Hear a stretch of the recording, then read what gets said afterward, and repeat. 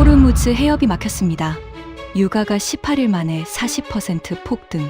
전 세계가 한국을 최대 피해국으로 지목했습니다.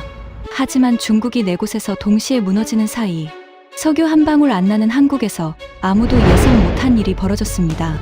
조선, 방산, 반도체, 원전 4개 산업이 동시에 폭발한 겁니다. 석유 없는 나라가 왜 웃고 있는 겁니까? 지금 그 충격적인 반전을 공개합니다. 시작하기 전 구독과 좋아요, 그리고 대한민국 화이팅 댓글로 한국을 응원해주세요. 하루 80척의 유조선이 숨쉬듯 오가던 바다가 있었습니다. 전 세계 원유의 5분의 1 하루 거래, 규모만 12억 달러가 넘는 지구에서 가장 비싼 물길, 호르무즈 해협. 그 바다가 하루아침에 멈춰버렸습니다. 하루 80척이 오가던 해협에 단 2척, 어떤 날은 한 척도 움직이지 못했습니다. 전쟁이 시작된 직후 이란 혁명수비대가 선언 하나를 내놓았습니다. 호르무즈 해협은 닫혔다. 지나가는 배는 불태우겠다. 이건 단순한 위협이 아니었습니다. 봉쇄 시작 후 불과 열흘 사이 피격된 선박만 최소 16척, 사망자까지 나왔고 해협 곳곳에 기뢰가 깔렸습니다. 300척이 넘는 배들이 빠져나가지 못한 채 숨을 죽이고 있었습니다. 국제유가는 배럴당 65달러에서 103달러까지 치솟으며 단 18일 만에 40%가 폭등했습니다. 그 소식이 뉴욕 맨해튼에 도착한 건 새벽 4시였습니다. 저는 침대에서 벌떡 일어났습니다. 폰 화면에 뜬 로이터 속보를 보는 순간 등골이 서늘해졌습니다. 22년간 에너지 시장을 분석해온 제 경험으로도 이 규모의 해상 봉쇄는 처음이었습니다. 하지만 진짜 충격은 그 다음이었습니다. 저는 마크 앤더슨이라고 합니다. 뉴욕 월스트리트에서 22년간 에너지 섹터 투자 분석을 해온 시니어 애널리스트입니다. 골드만삭스 에너지팀에서 경력을 시작해 지금은 글로벌 투자 자문사에서 아시아 에너지 리스크 보고서를 총괄하고 있습니다. 중동 전쟁이 터질 때마다 제 전화기가 가장 먼저 울리는 그런 자리에 앉아 있는 사람입니다. 봉쇄 소식이 전해진 그 새벽, 제가 가장 먼저 한 일은 아시아 국가별 피해 등급 분류였습니다. 어떤 나라가 가장 크게 맞을 것인가? 어떤 나라가 가장 취약한가? 저는 한치의 망설임도 없이 한 나라를 최고 위험 등급에 올려놓았습니다. 대한민국. 석유 자급률 0%, 원유 수입 의존도 세계 5위, 호르무즈 해협을 통과하는 물량에 대한 의존도 70% 이상. 숫자만 놓고 보면 이 봉쇄의 직격탄을 맞을 수밖에 없는 나라였습니다. 저는 보고서 첫 페이지에 이렇게 적었습니다. 대한민국, 에너지 봉쇄의 최대 피해국, 투자 비중 즉각 축소 권고. 그때까지만 해도 이 한 줄이 제 커리어 최대의 오판이 될 줄은 꿈에도 몰랐습니다. 보고서를 쓰면서 저는 확신에 차 있었습니다. 한국이 이 위기의 최대 피해자가 될 수밖에 없는 근거는 너무나 명확했으니까요. 첫 번째, 에너지 구조입니다. 한국은 국토에서 석유가 한 방울도 나오지 않습니다. 하루 소비량만 약 260만 배럴. 이 전부를 수입에 의존합니다. 그중 70% 이상이 중동산이고 대부분이 호르무즈 해협을 통과해 들어옵니다.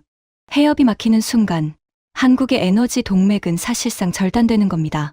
저는 옆자리 동료 제이슨에게 한국 상황을 설명했습니다. 산유국도 아니고 파이프라인도 없고 전략 비축유도 91분이 한계야. 호르무즈가 석 달만 막히면 한국은 공장 절반을 세워야 해. 제이슨이 고개를 끄덕였습니다. 한국 주식 비중 줄여야겠는데? 당연하지. 내가 오늘 보고서에 넣을 거야. 두 번째, 이 위기의 최대 수혜국이 어디인지도 너무 분명했습니다. 중국이었습니다.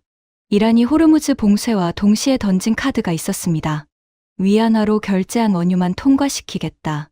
52년간 깨지지 않던 페트로달러 체제에 이란이 군사력으로 직접 균열을 낸 겁니다. 봉쇄 이후 열흘간 이 해협을 통과한 선박에는 단 하나의 공통점이 있었습니다. 중국 국적이거나 이란 국적이거나 이 두 나라 깃발이 아니면 단 한 척도 무사 통과가 확인되지 않았습니다.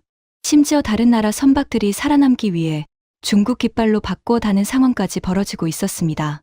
저는 보고서에 중국을 최대 수혜국으로 분류했습니다. 세계 최대 원유 수입국인 중국이 호르무즈의 사실상 유일한 고객이 됐다. 위안화 결제 독점 통행권을 확보한 중국은 이 위기의 최대 수혜자가 될 것이다. 논리는 완벽했습니다. 숫자가 증명하고 있었습니다.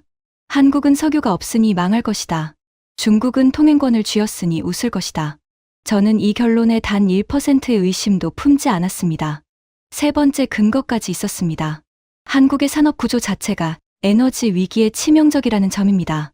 반도체, 자동차, 석유화학, 철강. 한국의 4대 수출 산업은 전부 에너지 집약형입니다.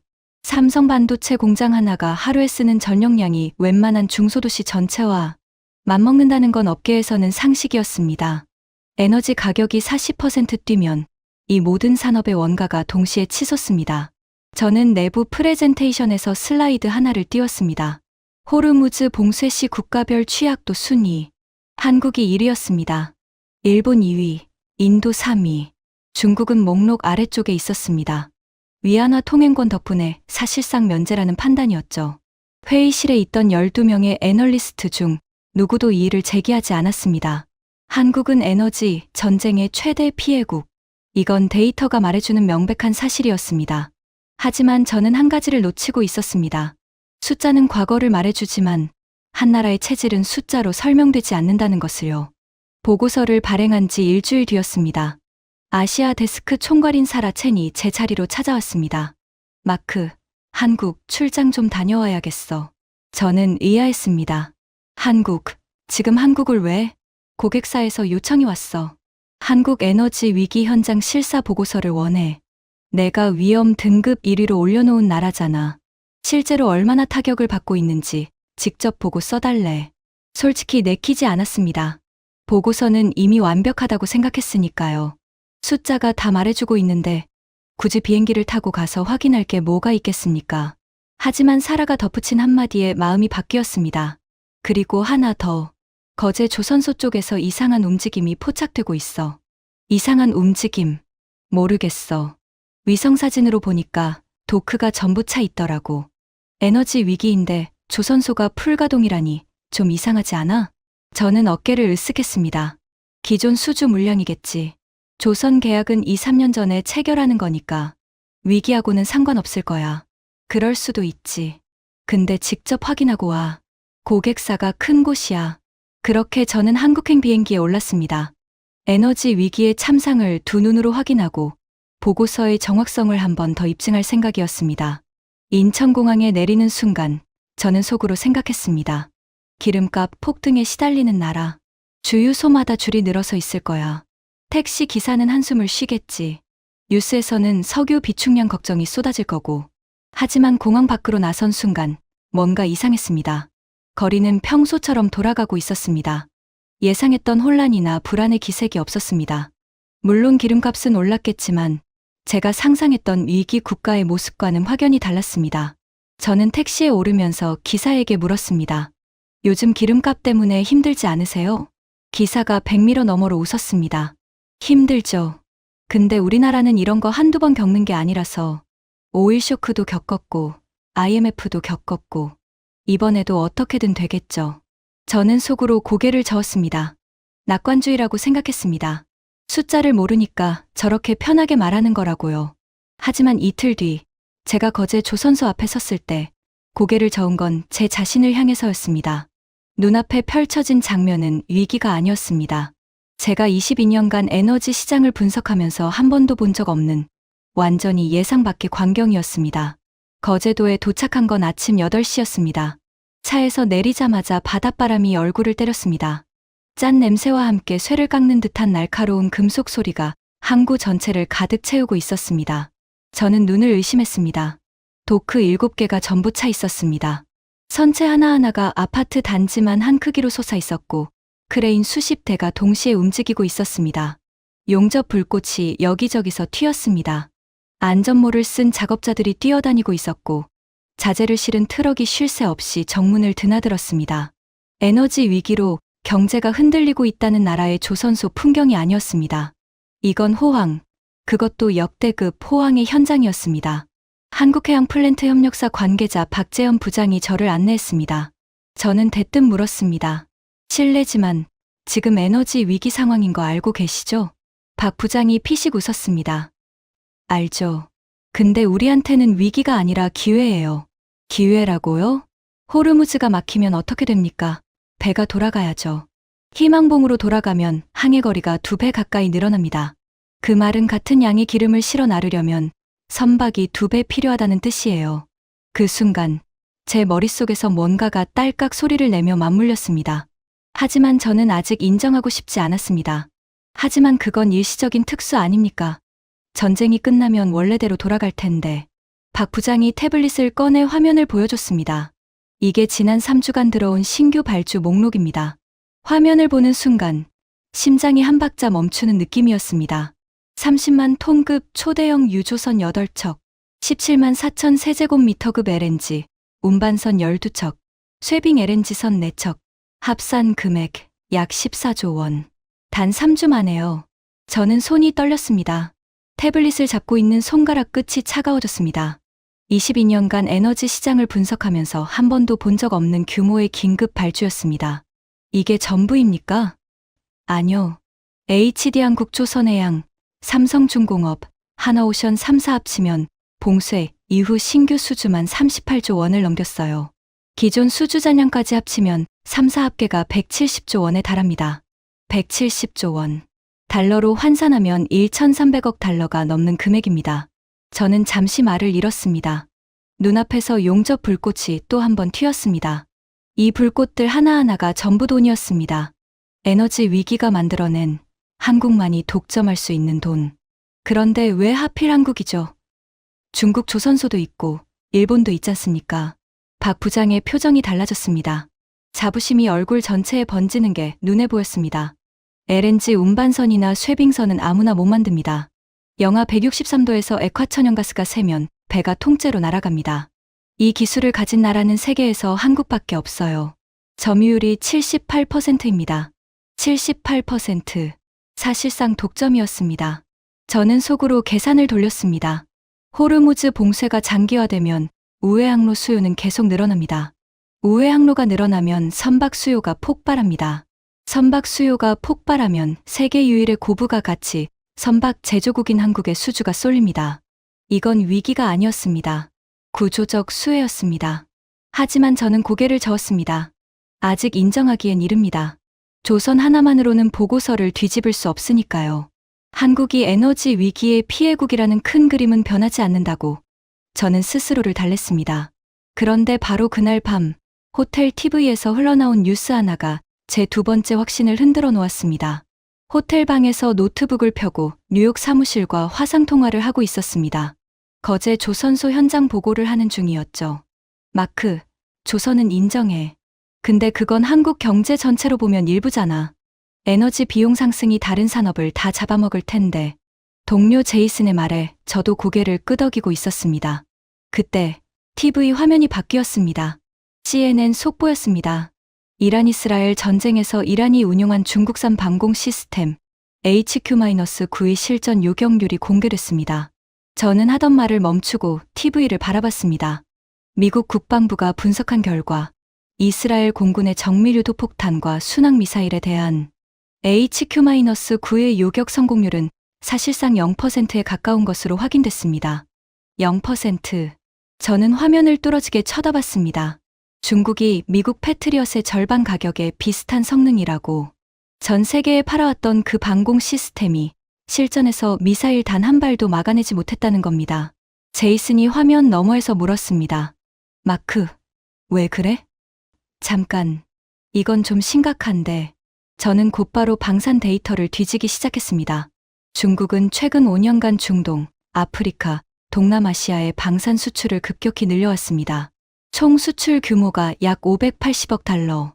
그중 방공 시스템과 전투기가 핵심 품목이었습니다.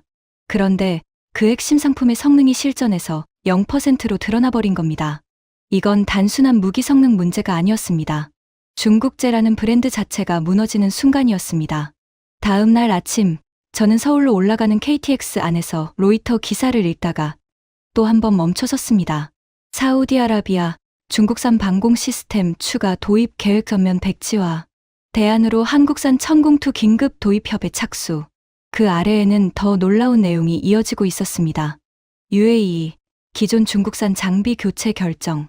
한국 방산 기업과 82억 달러 규모 패키지 계약 협의 중. 폴란드, 한국 K2 전차 추가 180대 도입 계약 공식 서명.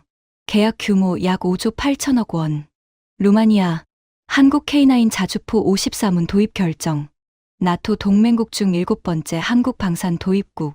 저는 KTX 창밖으로 스쳐가는 풍경을 바라보며 이마를 짚었습니다. 손끝이 땀으로 축축해져 있었습니다.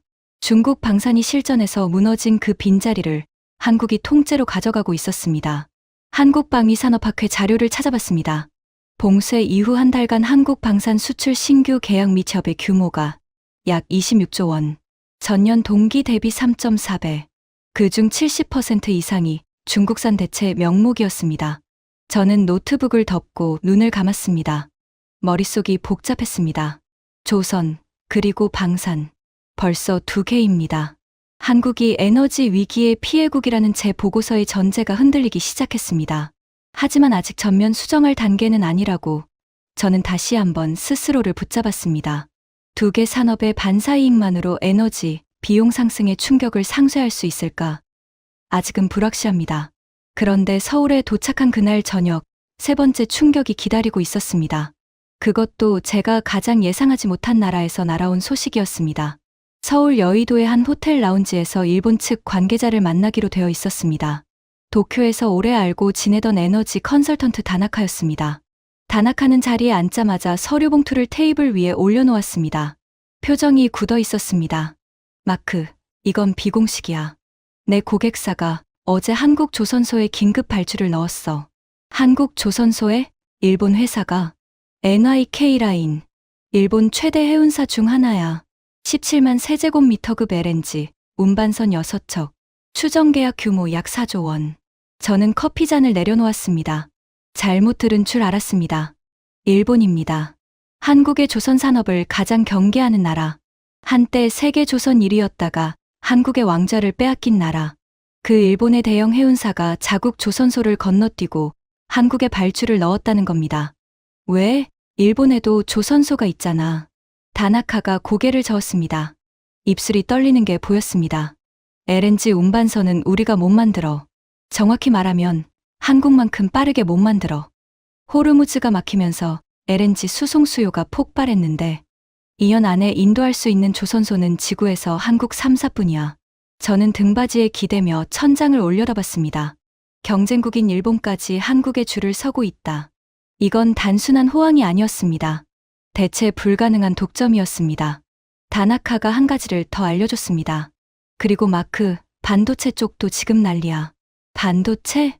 중국 SMIC가 최근에 정부 보조금 지급이 3개월째 지연되고 있어. 호르무즈 봉쇄로 에너지 가격이 뛰면서 중국 정부 재정에 압박이 온 거지. 반도체 자급 프로젝트에 매년 투입하던 예산이 줄어들고 있다는 소문이 돌고 있어. 저는 눈이 커졌습니다. 중국의 반도체 자급 계획. 미국과의 기술 전쟁 이후 중국이 반도체 독립을 위해 총력을 기울여온 국가 프로젝트입니다. 여기에 매년 투입되는 예산만 약 45조 원 규모. 하지만 에너지 위기가 중국 경제 전체를 압박하면서 그 돈줄이 흔들리기 시작한 겁니다. 호텔로 돌아와 데이터를 뒤졌습니다. 다나카의 말이 맞았습니다. 중국 반도체 산업 전문 매체 세미차이나가 보도한 내용입니다. SMIC 난징 공장 증설이 무기한 연기됐고 CXMT의 디램 양산 계획도 일정이 6개월 이상 밀렸습니다. 이유는 전부 같았습니다. 에너지 비용 상승과 정부 보조금 축소. 이게 무슨 뜻인지 반도체 업계에 있는 사람이라면 단번에 알 수 있습니다. 중국이 반도체를 자급하지 못하면 세계는 여전히 삼성과 SK하이닉스에 의존해야 합니다. 메모리 반도체 시장에서 이 두 회사의 합산 점유율이 65%가 넘습니다. 중국의 자급 계획이 흔들릴수록 삼성과 SK의 협상력은 더 강해집니다. 거기에 한 가지가 더 있었습니다. AI 반도체입니다. 엔비디아와 AMD의 AI 칩 생산에 쓰이는 HBM, 고대역폭 메모리. 이 시장에서 SK하이닉스의 점유율이 53%, 삼성이 약 30%, 두 회사를 합치면 83%입니다. 중국이 아무리 추격하려 해도 AI 반도체만큼은 한국 없이는 단 한 발짝도 나갈 수 없는 구조입니다. 조선, 방산, 그리고 반도체, 세 개입니다. 저는 호텔 침대에 앉아 두 손으로 얼굴을 감쌌습니다. 이마에서 식은땀이 흘러내리고 있었습니다. 한국을 최고 위험 등급에 올려놓은 내 보고서가 틀린 건가? 아직은 모르겠습니다. 하지만 확실한 건 제가 22년간 쌓아온 분석 프레임 자체가 흔들리고 있다는 것이었습니다. 석유가 없으면 망한다. 에너지 수입국은 위기에 취약하다. 이건 교과서에 나오는 상식이었습니다.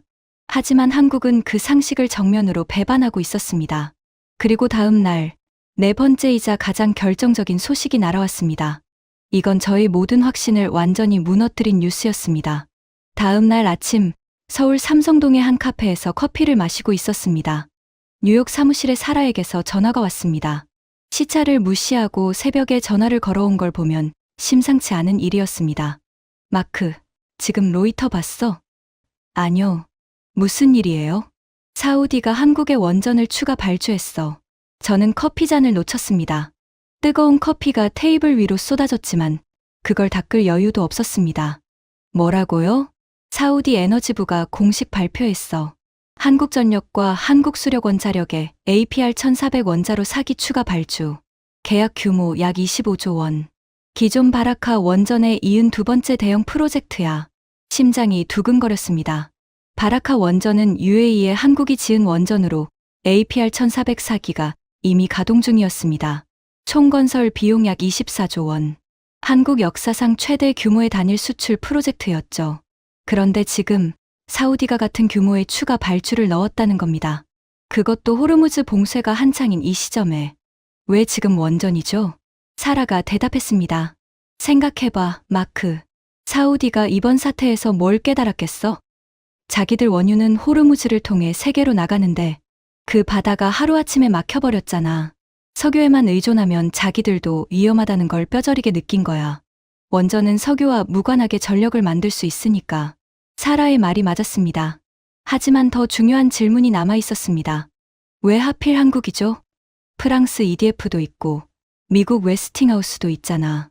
사라가 잠시 침묵했다가 대답했습니다. 마크, 너도 알잖아. APR 1400이 바라카에서 입증됐으니까 공기 단축 실적, 안전성 검증, 가격 경쟁력까지 전부 증명된 유일한 원전이야. 프랑스 EDF는 핀란드 올킬루오토 3호기를 13년 지연시켰고 웨스팅하우스는 보글 원전에서 예산이 2배로 뛰었잖아. 숫자가 모든 걸 말해주고 있었습니다. 프랑스 올킬루오토 3호기 예정 공기 4년이 17년으로 폭발. 비용 초과 약 3배. 미국 보글 원전 3, 4호기 예정 비용 14조 원이 실제 약 35조 원으로. 그 사이 한국 바라카 원전은 계약 공기보다 앞당겨 완공. 4기 전부 정상 가동 중. 저는 카페 의자에 깊이 몸을 묻으며 한참 동안 아무 말도 하지 못했습니다. 사라가 전화기 너머에서 한 가지를 더 알려줬습니다. 그것만이 아니야. UAE가 바라카 원전 2단계를 논의 중이고 체코가 한국을 원전 우선협상 대상자로 선정한 것도 알지. 거기에 폴란드까지 한국 원전 도입을 검토하고 있어. 이번 호르무즈 봉쇄가 전 세계의 원전 수요를 폭발시킨 거야. 그리고 그 수요의 상당 부분이 한국으로 쏠리고 있어. 전화를 끊고 한참을 멍하니 앉아 있었습니다. 조선, 방산, 반도체, 그리고 원전. 네 개입니다. 석유 한 방울 안 나는 나라. 제가 에너지 위기 최대 피해국으로 분류한 나라. 그 나라가 4개 산업에서 동시에 반사이익을 독식하고 있었습니다. 그리고 그 반대편에 있는 나라가 중국이었습니다. 저는 노트북을 열고 중국 경제 데이터를 다시 펼쳤습니다. 제가 최대 수혜국으로 분류한 그 나라의 현재 상황을 다시 들여다봤습니다. 에너지 동맥 막혔습니다. 위안화 통행권이 있어도 이란산 원유만으로는 하루 소비량의 10분의 1도 못 채웁니다. 환율과 물가 뒤틀렸습니다. 경기는 차가운데 에너지 가격만 뜨거워지는 최악의 조합에 빠져 있습니다. 부동산 간신히 숨만 붙어 있었습니다. 약 400조 원 규모의 부채 위에 에너지 충격까지 겹치면서 시장은 얼어붙고 있었습니다. 방산 수출, 신뢰가 무너졌습니다. 580억 달러를 들여 키운 방산 브랜드가 요격률 0% 한 줄에 날아갔습니다. 제가 수혜국이라고 쓴 중국은 4곳에서 동시에 무너지고 있었고 제가 피해국이라고 쓴 한국은 4개 산업에서 동시에 독식하고 있었습니다. 완벽한 정반대. 저는 노트북 화면을 멍하니 들여다보다가 두 손으로 얼굴을 감쌌습니다. 22년간 쌓아올린 분석 프레임이 눈앞에서 무너지고 있었습니다. 석유가 있으면 이기고 없으면 지는 것. 그건 20세기의 공식이었습니다. 한국이 증명하고 있는 건 전혀 다른 공식이었습니다. 석유가 없어도, 아니 석유가 없기 때문에 오히려 위기를 기회로 바꾸는 체질. 자원이 아니라 기술로 이기는 구조. 에너지 패권이 아니라 산업 패권으로 승부하는 나라. 저는 깊게 숨을 들이켰습니다. 그리고 처음으로 인정했습니다. 내 보고서가 틀렸다. 하지만 그게 끝이 아니었습니다. 진짜 충격은 다음 날, 뉴욕 본사로 돌아가서 보고서를 수정하는 과정에서 찾아왔습니다. 한국이 단순히 반사이익을 얻는 차원이 아니라 이 위기를 통해 세계 경제의 패러다임 자체를 바꾸고 있다는 사실을 깨달았을 때 말입니다. 뉴욕으로 돌아온 건 금요일 밤이었습니다. 비행기 안에서 한숨도 못 잤습니다. 14시간 내내 노트북 화면만 들여다보고 있었습니다. 월요일 아침 회의실 문을 열었습니다. 아시아 데스크 총괄 사라 첸, 동료 애널리스트 제이슨, 그리고 고객사 포트폴리오 매니저 3명까지 총 7명이 저를 기다리고 있었습니다. 사라가 물었습니다. 한국 출장 결과 어땠어? 우리 예상대로 심각했어? 저는 자리에 앉지 않았습니다. 서서 노트북을 열더니 제가 2주 전에 작성한 보고서를 스크린에 띄웠습니다. 대한민국 에너지 봉쇄의 최대 피해국, 투자 비중 즉각 축소 권고. 회의실에 있던 모든 사람이 그 문장을 다시 읽었습니다. 2주 전 이 회의실에서 12명 전원이 고개를 끄덕였던 바로 그 결론이었습니다. 저는 스크린을 바라보며 말했습니다. 이 보고서를 전면 수정합니다. 회의실이 술렁였습니다. 제이슨이 눈을 크게 떴습니다. 전면 수정. 마크, 무슨 소리야? 한국이 석유 100% 수입하는 나라라는 건 변하지 않았잖아. 저는 고개를 끄덕였습니다. 맞아. 한국은 석유가 한 방울도 안 나와. 그건 사실이야. 그러면 피해국이 맞잖아. 아니, 그게 아니야. 저는 스크린에 새로운 슬라이드를 띄웠습니다. 4개의 숫자가 화면을 채웠습니다. 조선 봉쇄 후 신규 수주 38조 원, 수주 잔량 170조 원, 세계 점유율 78%, 방산 봉쇄 후 1개월간 신규 계약 26조 원, 전년 대비 3.4배, 중국산 대체 수요 70%, 반도체 중국 자급 계획 차질, HBM 시장 삼성 플러스 SK 합산 83%, AI 칩 공급망 대체 불가, 원전 사우디 APR 1400 추가 25조 원 발주, 체코, 폴란드 도입 검토, 경쟁사 프랑스와 미국 정부 납기 지연 및 비용 초과. 회의실이 조용해졌습니다. 포트폴리오 매니저 중 한 명이 안경을 벗고 화면을 다시 들여다봤습니다. 저는 계속했습니다. 그리고 이건 제가 수혜국이라고 분류한 중국의 현재 상황입니다. 스크린이 바뀌었습니다. 에너지 위안화 통행권이 있어도 하루 소비량의 10분의 1도 충당 불가. 전략 비축유 석탈분 한계. 물가와 환율 디플레이션과 에너지 인플레이션 동시 충격. 최악의 조합. 부동산 400조 원 규모 부채. 에너지 충격으로 건설 원가 상승. 금리 압박 가중. 방산 요격률 0% 폭로. 580억 달러 규모 수출 브랜드 신뢰 붕괴. 제이슨이 의자에서 몸을 앞으로 숙였습니다. 입이 반쯤 벌어져 있었습니다. 저는 화면을 가리키며 말했습니다. 내가 피해국이라고 쓴 나라는 4개 산업에서 동시에 독식하고 있고, 내가 수혜국이라고 쓴 나라는 4곳에서 동시에 무너지고 있어. 완벽하게 정반대야. 사라가 팔짱을 끼고 물었습니다. 마크, 조선이랑 방사는 인정해. 근데 그게 에너지 비용 상승을 상쇄할 수 있을까? 한국 기업들 원가 부담이 장난 아닐 텐데. 좋은 질문이었습니다. 2주 전에 저라면 같은 반론을 했을 겁니다. 사라, 내가 한국에서 깨달은 게 하나 있어. 저는 잠시 숨을 골랐습니다. 우리는 한국을 분석할 때 항상 에너지 수입국이라는 프레임으로 봤어. 석유가 없으니까 위기에 약하다. 이건 우리가 50년간 써온 공식이야. 그게 틀렸다는 거야? 틀린 게 아니라 낡은 거야. 회의실에 정적이 흘렀습니다. 한국은 석유가 없는 대신 석유 없이 돈을 버는 산업을 만들었어. 배를 만들고, 무기를 만들고, 반도체를 만들고, 원전을 수출해. 이 네 가지는 전부 에너지 가격이 올라갈수록 오히려 수요가 폭발하는 산업이야. 제이슨이 고개를 갸웃했습니다. 그건 우연 아니야? 이번 위기에 맞아떨어진 것뿐이지. 아니야. 우연이 아니야. 저는 마지막 슬라이드를 띄웠습니다. 오일 쇼크 때 한국이 뭘 했는지 알아? 중동건설에 뛰어들어서 외화를 벌었어. IMF 때는 반도체 수출로 위기를 돌파했고, 코로나 때는 진단키트와 바이오로 세계 시장을 장악했어. 저는 화면을 가리켰습니다. 한국은 위기가 올 때마다 그 위기를 먹고 자라는 구조를 만들어 왔어. 석유가 없는 게 약점이 아니었어. 석유가 없었기 때문에 위기가 올 때마다 기술로 이기는 체질을 만들어야 했던 거야. 그게 50년간 반복된 결과가 지금 이 숫자들이야. 회의실에 아무도 말을 하지 않았습니다. 포트폴리오 매니저가 조용히 물었습니다. 마크, 결론이 뭐야? 투자 의견은? 저는 스크린을 끄고 회의실에 있는 사람들을 한 명 한 명 바라봤습니다. 대한민국, 에너지 봉쇄의 최대 수혜국, 투자 비중 상향, 조선, 방산, 반도체, 원전 관련 종목 적금 매수 권고. 사라가 미소를 지었습니다. 제이슨이 고개를 끄덕였습니다. 포트폴리오 매니저가 노트에 무언가를 적기 시작했습니다. 2주 전 같은 회의실에서 제가 한국을 최고 위험 등급에 올려놓았을 때 아무도 이의를 제기하지 않았습니다. 지금 이 순간에도 아무도 이의를 제기하지 않았습니다. 달라진 건 단 하나. 제 눈이었습니다. 그날 밤 뉴욕 사무실을 나와 맨해튼 거리를 걸었습니다. 3월의 찬바람이 코트깃을 파고들었지만 머릿속은 여전히 뜨거웠습니다. 한국에서 보낸 닷새가 자꾸 떠올랐습니다. 거제 조선소에서 튀던 용접 불꽃. 박재현 부장이 위기가 아니라 기회라고 말하던 표정. 다나카가 일본 해운사의 한국 발주 소식을 전하며 떨리던 입술.